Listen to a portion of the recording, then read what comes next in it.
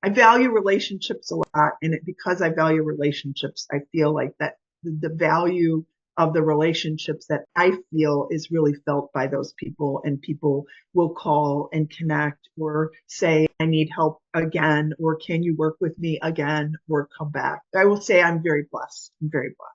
Welcome to Career Coaching Secrets, the podcast where we talk with successful career coaches on how they built their success and the hard lessons they learned along the way. My name is Davis Nguyen, and I'm the founder of Purple Circle, where we help career coaches scale their business to 7 and 8 figures without burning out. Before Purple Circle, I started and scaled several 7 and 8 figure career coaching businesses myself and consulted with 2 career coaching businesses that are now doing over $100 million each. Whether you're an established coach or just building your practice for the first time, you'll discover the secrets to elevating your coaching business. Hey everyone, welcome again to another episode of Career Coaching Secrets. I'm Rexhen, and today we're joined by Cecelia Mazanke, also known by many people as Fee.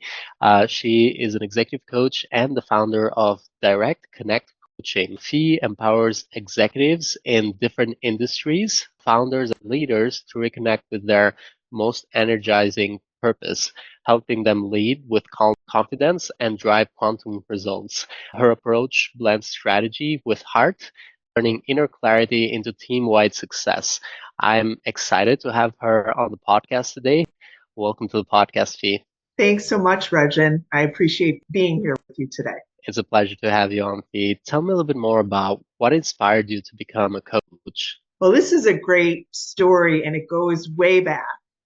I was working in the corporate world back in the 90s. At the time, I had 2 really young children, and I was the first person in our organization that I was working with, the first person in the early 90s to negotiate a work from home program. It was very much unheard of back then in the early 90s when my son was born.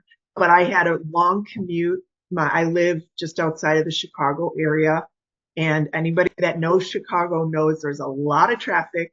And my commute to work was minimum of an hour, hour and 15 minutes maximum. One time I got stuck in a snowstorm on Valentine's Day, and it took me 5 hours to get home. So, thus the difficulties of working in the Midwest. But anyway, I had a real kind of wake up call. It was a calling of my heart. It was a tug, just an internal tug that was saying there's more. There's more for me. And there was more for me here to do on earth. And I really wasn't certain. I had no idea what that would be. In fact, I knew how important our gifts and talents are. My mom, I was raised by a mom who she was a cloistered nun, and she ended up leaving the convent, and she had very serious health issues, and she left the convent and married my dad and had 7 children. And so I am the youngest of 7. And so as a result of having me, she experienced a near-death experience about 6 weeks before I was born. And she really, truly found her passion, her calling right after I was born, because the doctor said, look, you're not going to live. She ended up, coming back after her near death and living, but she was very sick. And as a result of that, she found like a natural healing modality that really made her feel better. At the time, she became what's known as a doctor of naturopathy, or a naturopathic doctor. So that was my mom's story. And I was raised in that, knowing that healing was important, that passion was important, and certainly that faith was important, because she was a former cloistered nun. And so all those things, just because of my upbringing, Reg, it really showed a path of like using your gifts. My mom demonstrated that most to me. And so I knew there was something in my heart that kept saying, there's more, but I had no idea. And I did what I never would recommend anyone in a career transition to do. I always say, play in the sandbox first before you leave. But I didn't do that. I left. I jumped and I told my boss, I've got a calling of the heart. I don't know anything that I'm going to be doing, but I just know I'm not aligned anymore with the work that I was doing. And I love the company. I had shared with you earlier that I brought coaching into this organization, and I just spent a week out with them celebrating with this company, celebrating with them on their annual travel trip in Budapest. So what was really fascinating is that I gave my notice, and 2 weeks after I gave my notice, the coach that I had been working with, now you have to understand this was in 1998 that I started working with a coach. And the coach that I started working with mentioned to me that she had a certification program where she could certify me to become a coach. And I go, well, that's interesting. I love this concept. I see that you can do it from home. I have two young children. I can find ways to fit it into my motherhood and kind of career balance. And so, it was a real leap for me to quit my job first and then know that something was going to come along. But I knew in my heart of hearts, I knew that there was a calling. And the calling is coaching. Here I am now, 26 years later, saying, this is what I've been doing. This is my passion. This is work that I absolutely love. And I continually work to grow myself so that I can add value and offer value to the clients that I serve. So it's an ongoing love and passion for finding new ways, my own abilities to grow and develop as a coach.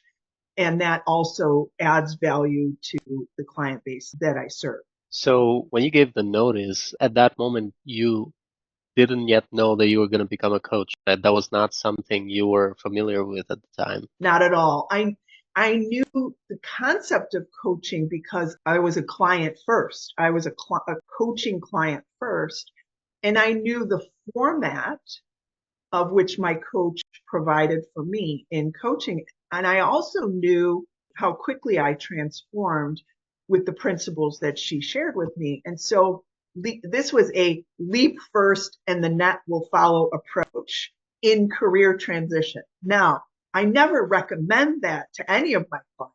I often say the best time to look for a job is when you already have one, and and to really start to see what feels more aligned. But for me, it was truly a gift of walking the path first. This is my experience. It's walking the path first to know that the light will show the way. And it showed up. So the interesting thing is my boss didn't want me to leave, and he negotiated with me and said, hey, why don't you stay for 5 months and transition the new person in? And after that, he said, okay, we're going to bring you into the coaching program experimentally at first, and then we're going to take it from there. So when I first started, it was a very nominal job, a nominal fee, very experimental because this was back in 1999 that we were talking, and really coaching was just starting to be on the scene. There were really not a lot of coaches back then. So, Rexhen, what happened to me is I had people, the first executive manager that I coached, he went from last to first. And he went from kind of being an unknown in the company to being the shining star in the company. And what happened is he learned the tools, but he executed. He was the one that executed the tools that I gave him, all from the inside out. Everything that I do and everything that I teach people, even in career transition, it's always from the inside out. Always.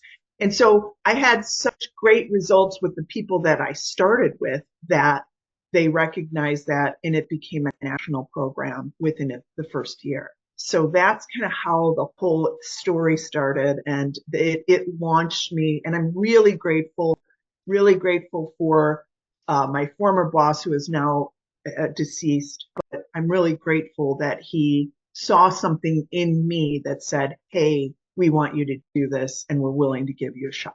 And I'm so grateful for that. Wow, that's so interesting. I mean, I've had Yeah. coaches in the podcast that have been doing this for a while, but it's always interesting to me when I find like pioneer coaches that like started this when this wasn't really a thing, when there were like no Zoom, no like now it's a very different story. So can you tell me a little bit more about how does the journey look like? Now it's been 25, 26 years, so that would be a very long journey, but how does it look like if you can divide in two periods, 10, maybe 10 years ago and now? Because if we go up 25 years, I don't know if Yeah, I right, don't know. right, right. Well, it's easy to divide my career because I will say one of the things that I really value is family life and family time. And so the first half of my career, I worked part time. The most important thing for me was raising my two children. And we have an active sports athletic family life. And so I really wanted to be the mom that was there, that was feeling balanced, and also making a difference. So I worked very part time while my children were growing up, and I wanted to launch them. That was really the important element to me, was to just work part time, make a difference, having a smaller number of clients. And then it's probably been close to 10 years now that I really started to ramp things up. I started to recognize that I wanted to grow. I wanted to experience myself as a coach in a growing community. I wanted to really welcome different levels of people into coaching, different experiences in coaching. And, since that time, I kind of took the backseat approach while the children were being raised, that we're going to have a balanced life. And then my passions really grew as I expanded my work with people. And what was very fascinating for me was during COVID, I had been working with one company. It happened to be the company that I was working with was a company that I worked, one of the initial people that I coached back in the original company back in 2006. He had brought me into a fintech company, and I had worked with, during COVID, 19 of their global sales leaders. And I also had other clients outside of that. And so what was really fascinating during COVID for me is that I kept seeing a pattern evolve, during that time. There was a pattern, and there was specific teachings and specific things that emerged in my awareness where I understood that, oh my gosh, if I can capture this then and have a real sequence of events for people, that's going to help to build and grow the coaching business. And so, again, I feel a great sense of gratitude for the opportunity to have 19 people in the same organization that I was working with to really kind of crystallize that in my mind and in my experience. Because since then, I've been able to, just recently, I finished creating a course of empowerment. It's called Activating Your Vibrant Vision Switch. I just finished a beta test with that this month. I finished it. And so now I'm looking at ways to be able to get that out there. But all of that started because of the process of having, 6 or 7 conversations a day where I was saying things and I recognized the things that I was saying were of value to the growth of people. So, Reg, and I really look at my clients as my greatest teachers. I look at them as they are opportunities for me to really learn and grow, because when I speak with people, I pay attention to what I am sharing with them. I listen to it. And I like to apply what I listen to, and I want to be the coach who, I would never tell anybody to do something that I haven't done. And so I continue to upgrade and up level where I am in terms of my own personal growth so that I can add that value to them. Yeah, Yes. and we talked a little bit about this in the beginning when I was going through the intro. So you're working with executives in different industries. You started in fintech initially, then like now is different industries. Can you share some more about what are you helping them with when it comes to coaching them? Is it like maybe they're pivoting, maybe they're looking to grow within the same company? If you share some more about like the type of transformation you help them achieve. Yeah, I love that question, Rexhen, because for me, and I share this with anyone that comes in an initial conversation, back in the 80s and 90s, there was an idea in the corporate world, there was an idea that we had to not mix business with our personal lives. That was very much of an important concept that I grew up as I grew up in the business world. It was really something that people, you just didn't bring your problems to work. You kind of just left them at the doorstep before coming into the office. And that is certainly not the case today. And so, in the way I view people is that people are very holistic in their nature. They're a whole being. And so it's very hard to separate, personal life and professional life. So what's really interesting is that people come to me for all different reasons. And last year, in the same financial tech company that I have worked for many years, last year they they brought me in to coach one of their execs, and initially, you think it's all going to be about work related stuff, but it really transformed into a great deal of personal things that this young rising executive had. And I mean, things that emerged that were holding her back from really being a shining star in the company. And it happened to be someone whose mom had committed suicide, and nobody knew that. But she needed somebody to share that with, share her heart with, share her story with, and share the trust, share that she could trust in me to, keep it a secret, keep it like within the confidentiality agreement that I have with people.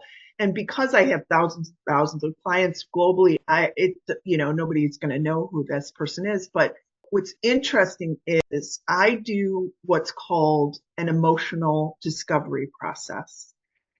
And I shared with you earlier, Regen, that I believe that our body's wisdom tells the truth. Our minds are not ever going to always tell us the truth. We always can think something. We can think we're on the right track or the wrong track. Most people in their minds have a very strong inner critic. That's what I've learned in really the deep dive of coaching with people. But what's interesting is the body tells the truth. And I discovered that there is, when we use the body's wisdom to find the emotional roadblocks or roadblocks of fear within, let's just say for a career leveling up or a career transition, or even a decision between one or two. This young lady, we cleared all the cobwebs out, all the weeds out from her experience. A lot of it was personal. It was mostly personal. A majority of what we talked about was personal. But as a result of us clearing the fears, because fear is not who we are, we are loving beings, and we are love. We are not fear. We are a product of what are, the fears that our parents carried or the fears that we learned as children. But by nature, we are love. And so what's really interesting is that once we cleared all those fears out from what happened with her mom, what happened even with her dad, and cleared the cobwebs out, what emerged was this beautiful soul that was calling for more. She didn't even really actually have to look for another position. the position, there were two positions. I was sharing with you earlier, went to London in Italy in the fall, and there were two positions. I went away for a couple of weeks, came back, and all of a sudden two positions emerged in the same week. One was with the company that she was currently working with, and another was for a completely different company. So she came to me and she said, Fee, I've got two positions. What do I do? And I said, well, I'm not going to tell you what to do, but you're going to know what to do. So I took her through a very important process of what she felt like in each role. We imagined her in the first role with the current company, and we imagined her in the second role. The interesting thing about this story, Rexhen, is that she logically thought that her value and the best career trajectory for her was going to be with the first company and staying. I mean, the title certainly was that. The money was a little bit different. The money was a little bit off, but the runway there logically appeared to be that direction. And I never tell my clients where to go because that would disempower them. I always want my clients to know they have the answers within themselves. And so what happened was this runway that she thought she was going to be on, because it had a very wonderful title, quickly shifted because in the feeling sensation of her body, when we imagined her 6 months or a year out in the new role, in a new company, even in a new industry, one that she didn't have any experience in, but she had a lot of executive leadership experience. So she ended up saying, I'm feeling most connected here. However, as any very highly intelligent executive would do, is they would question it, right? Everybody should question it. You should always question, like, is this real? Is this, I'm feeling this way. I'm feeling more aligned here. I'm not feeling so aligned here. And I said, here's what we're going to do. We're going to test it. We're going to test it. And we're going to ask the universe for a sign. And you're going to get a very clear and specific sign. I've shared this with other execs who have been in a career transition before. So I said, just be open. Just be very open to the signs. And we're going to set a very clear intention together. And we're going to say that the sign will appear and you will know exactly what this sign means. Again, I don't know. I don't know what your sign is. I have no clue, but this is how it's going to work, right? And so we coached, and then I came back. She didn't, I always encourage people, if they have questions or if they want to share a win or victory, they have access, they can text me or shoot me an email. And she never did. So we came back the next week, because I was working with her on a weekly basis. We came back the next week, and all of a sudden I go, well, did you get your sign? And she goes, Fee, not only did I get my sign, I was sitting in a meeting with all my peers, and this one manager said the name of the company, the new company, not once, not twice, not 3 times, but 5 times in the middle of a meeting.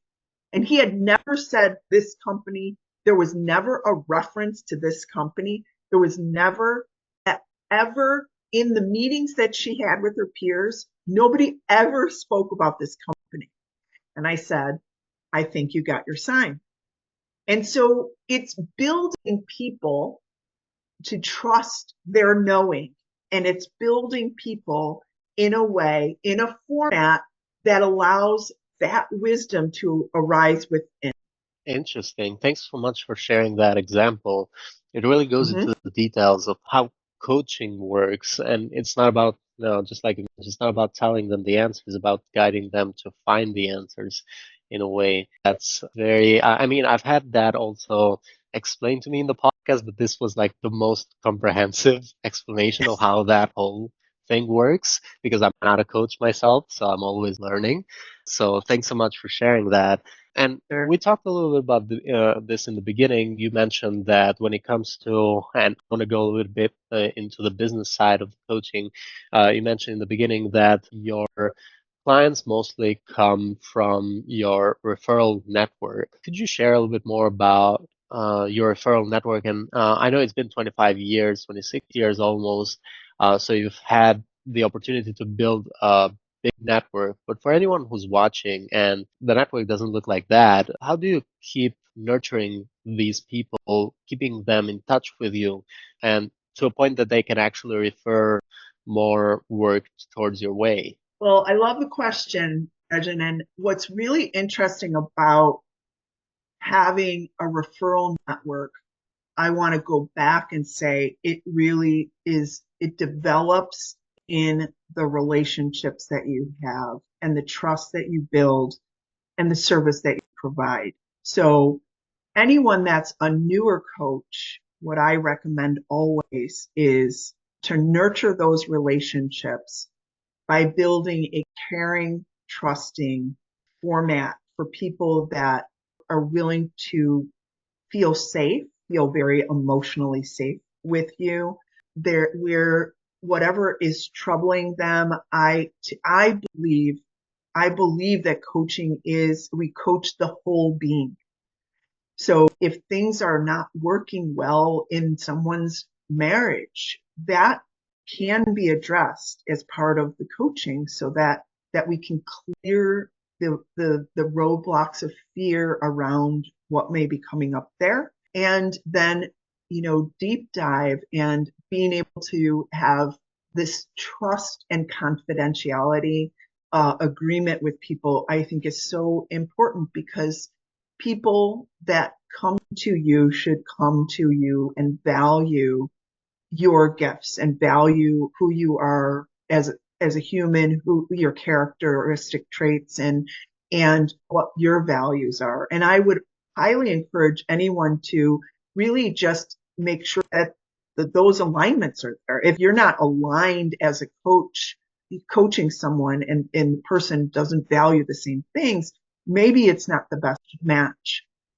But one of the things I learned very, very early on is this, and I love to continue to grow and develop, but I was a voracious reader. Back when I started, I was listening to cassette tapes. And so that's how long ago that was. It's been a long time since we've heard the term cassette tapes. There were no podcasts then, so we just learned. My old boss, that one that passed away, that gave me the gift of bringing coaching into the organization. He used to call it, the automobile university, and he taught me to listen to things in the car for growth. And so he always had Stephen Covey and Brian Tracy and all the sales gurus and anybody that was a guru, Zig Ziglar, all those people. He had, like, we would drive somewhere in the car, we would have what's called car meetings, and he would put these cassettes in. We would also we went back in 1996, we went to Success 96, where we saw a host of speakers. I think it was at the United Center in Chicago. And it just was a host of speakers that were invited in and that we learned from. But I learned something from a couple that they're known as Abraham Hicks. And one of the things that I listened to on a cassette was called Setting Intentions. And since then, Wayne Dyer wrote a book about the power of intentions. And so I feel very strongly about setting intentions. And I set a really clear intention to be the perfect match for the clients that come into my organization and come in to work with me.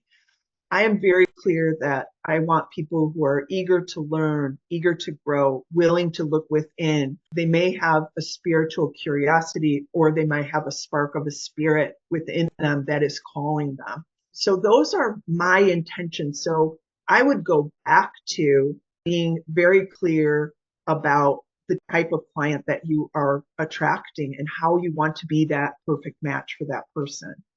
And then from there, and it's really easy to discern that when you're in an initial coaching inquiry call where you're talking to them about, for the first 30 minutes, about just who they are and what they're looking for, and can I serve you, or is there somebody else that may be a better fit? And I always say, just just check in with your heart. If it's not a fit, if you're not a fit for me, then go, there is somebody else out there. And if I can help you find somebody else, I'll help you find somebody else.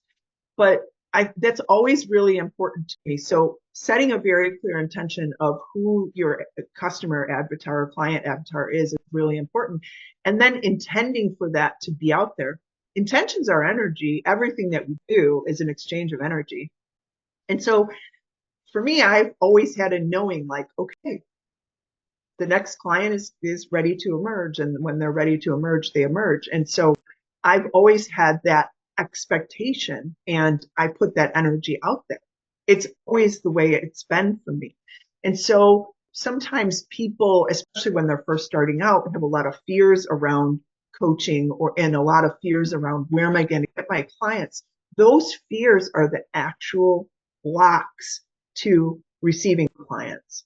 So one of the most important things that I learned, not from coaching, but from a very adverse situation in my life, we just as a family moved through this adverse situation.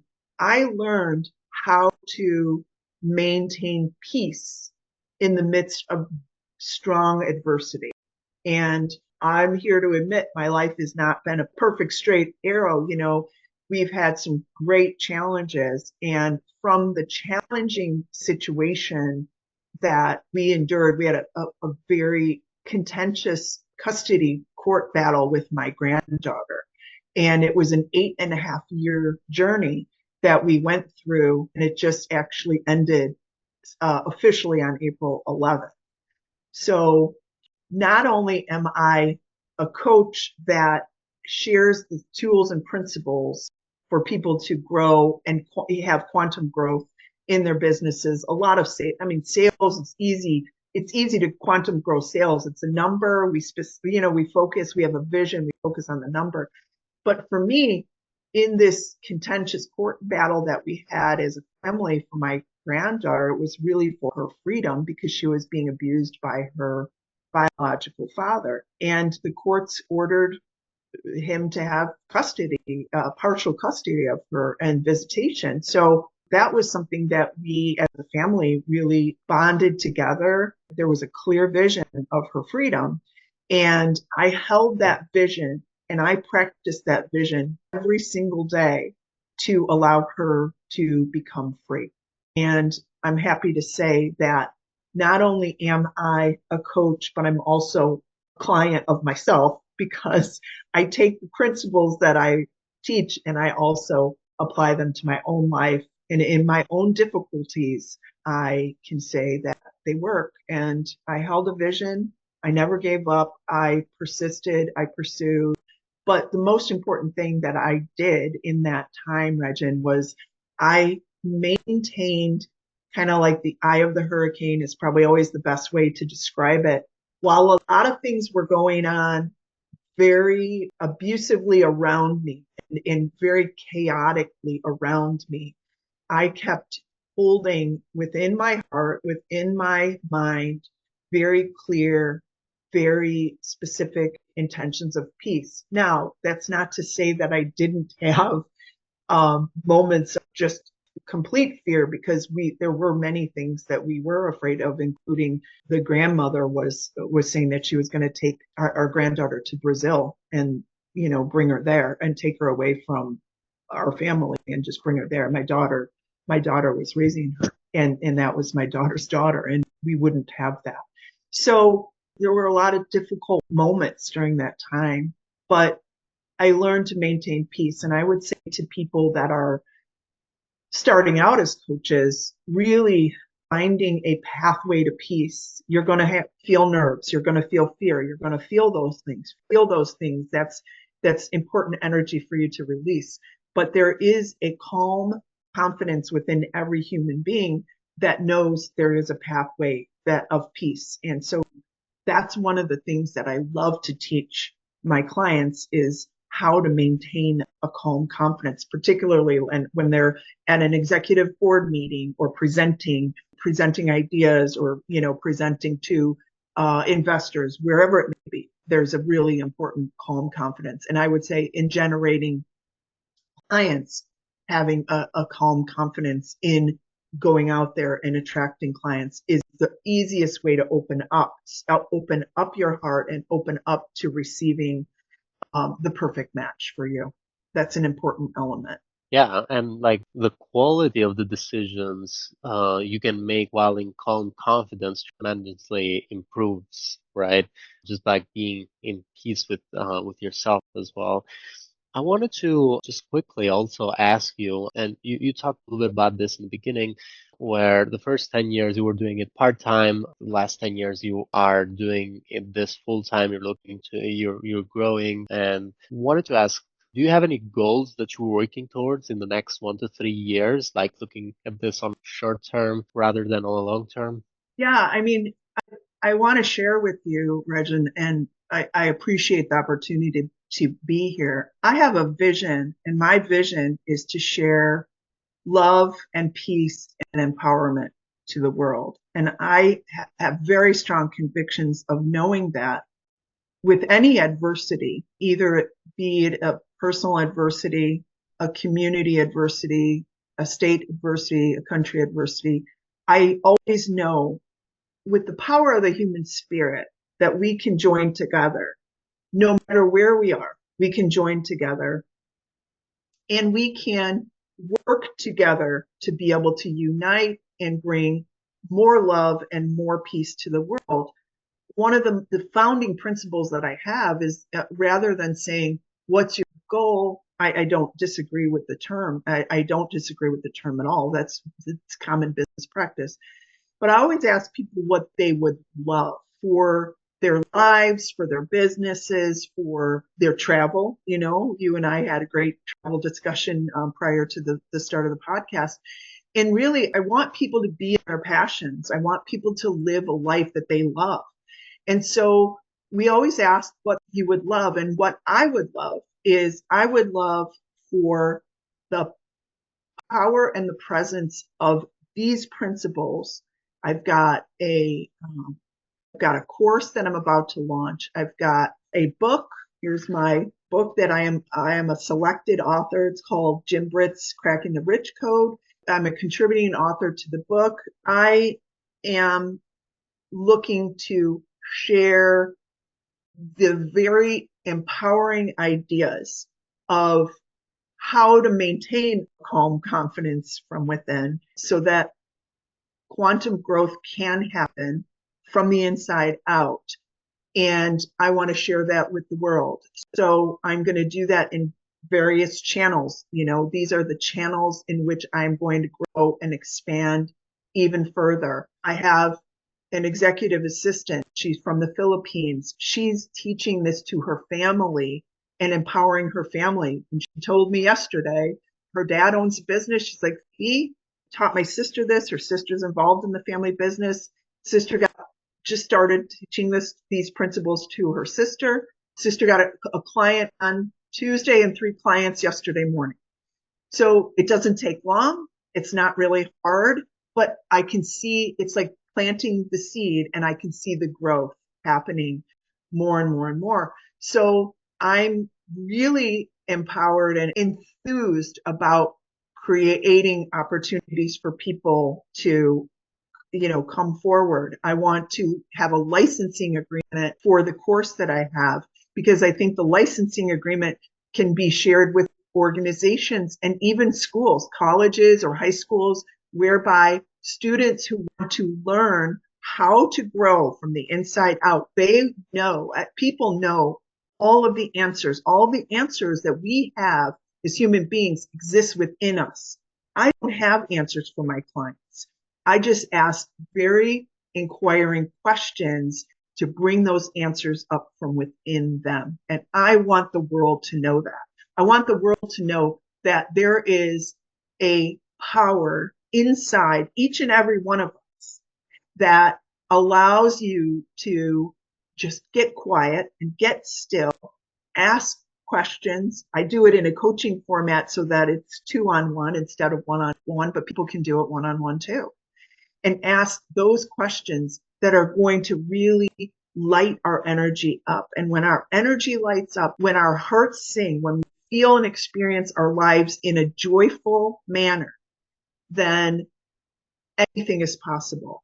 And that spark, that initial spark of joy, when it ignites within the human spirit, there's a lot that can be spread across the globe. And it is my mission to get the message out, to get the word out, and to share these principles as much as I possibly can. Thank you. Thanks so much for sharing that. And as you were mentioning that, I was thinking when it comes to throughout these 25, almost 26 years working on your coaching business, initially part-time, now full-time, have you been part of any coaching program, masterminds, or communities that you found that have been helpful for you in kind of like growing your coaching business? And if you could dive a little bit just shortly on that, I'm just thinking if there's any think that would be relevant to any coaches looking to invest into something like that? Yeah, I am involved with Jim Britt. Jim is an absolutely masterful teacher and leader, author. I think he's written over 40 books, and he brings us all together in a mastermind once a month. We meet every last Friday of every month for 2 hours, and he has brilliant leaders. Because Jim's been in the industry for as long as he's been, he has a wealth of connections, and there is a depth of learning in Jim Britt's mastermind, where not only does he bring in magnificent people to speak to our group, but as a group of people in the industry and entrepreneurs in the industry who are looking to grow their businesses, we all share one another. We share with our wisdom and our knowledge and our information with one another.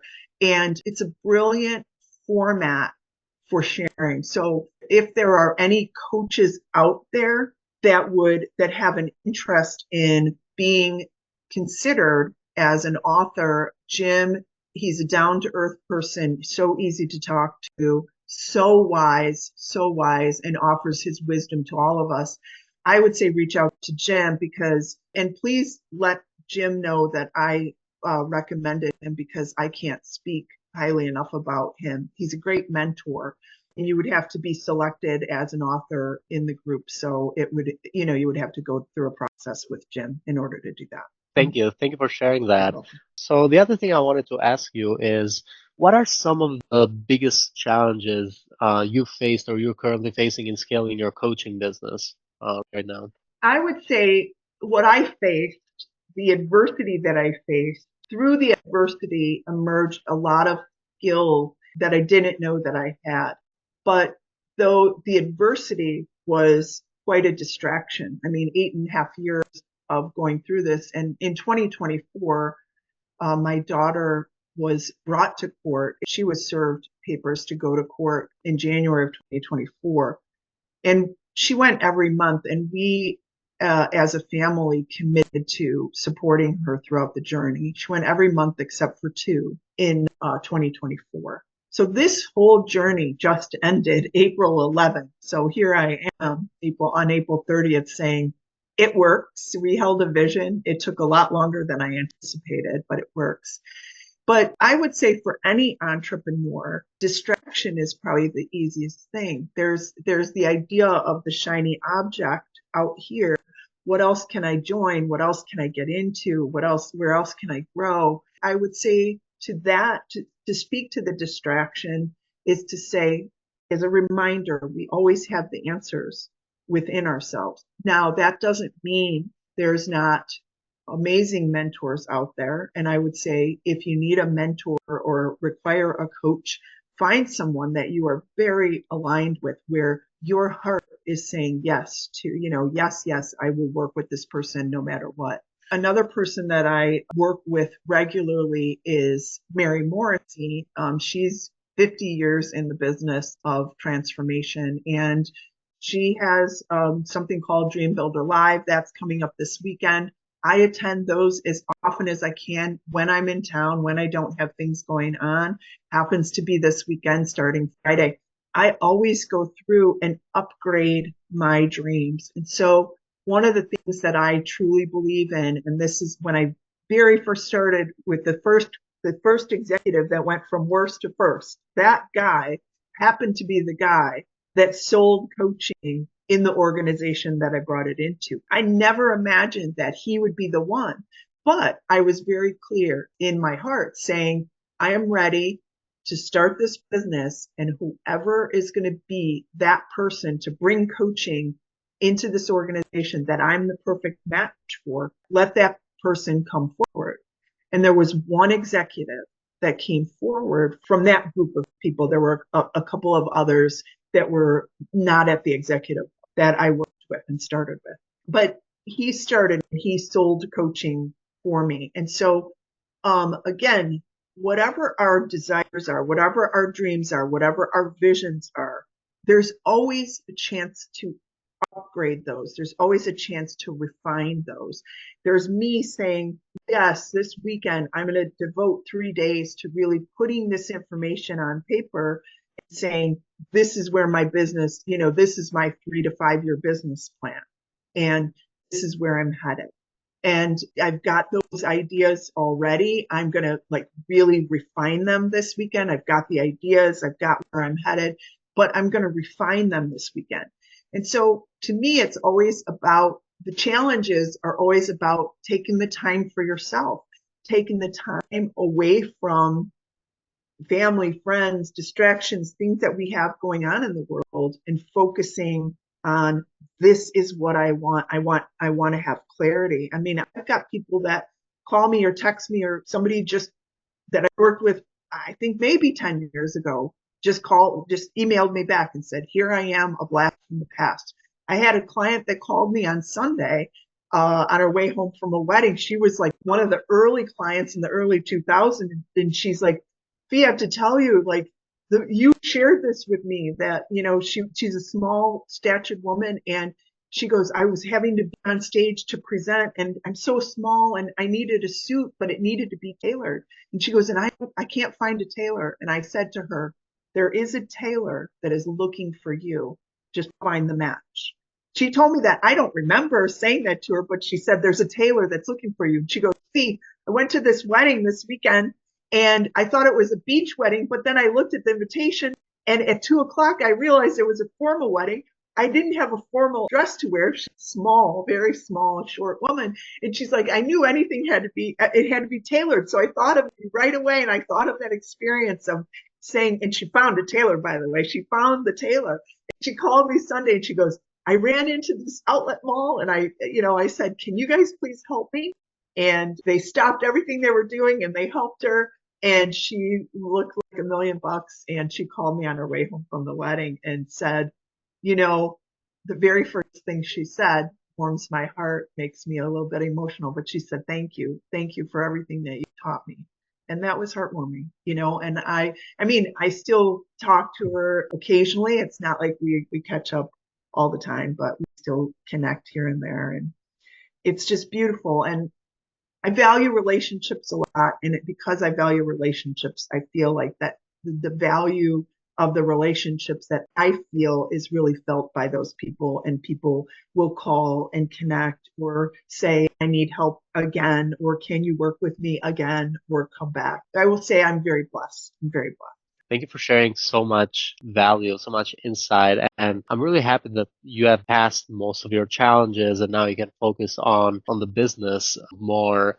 So you've shared already a lot of advices to the coaches who are going to be in our audience. For anyone who wants to connect with you or reach out to you, they can find you on your LinkedIn at Cecelia Mazanke. They can find you on LinkedIn. They can also find you on your website, directconnectcoaching.co, where they could also potentially reach out to you there. Is there any other way people can reach out to you and connect with you? Sure. If you would love to send me an email, Fimazanke at FIMAZANKE at gmail.com. Keep it easy and keep it simple. Yeah, just reach out. I'm happy to share insights or information. I'm an open book. I have a story. I have a big story to share, and I just absolutely love. I find that for me, coaching is the very best work that I could ever imagine doing here. So I'm grateful for you, Reg, and really what a wonderful exchange we had. And I'm appreciative of being here with you and your insightful questions. It was a pleasure for me. It was a beautiful episode. Thank you so much. Thank you. Have a great day. That's it for this episode of Career Coaching Secrets. If you enjoyed this conversation, you can subscribe to YouTube, Spotify, Apple Podcasts, or wherever you're listening to this episode to catch future episodes. This conversation was brought to you by Purple Circle, where we help career coaches scale their business to 7 and 8 figures without burning out.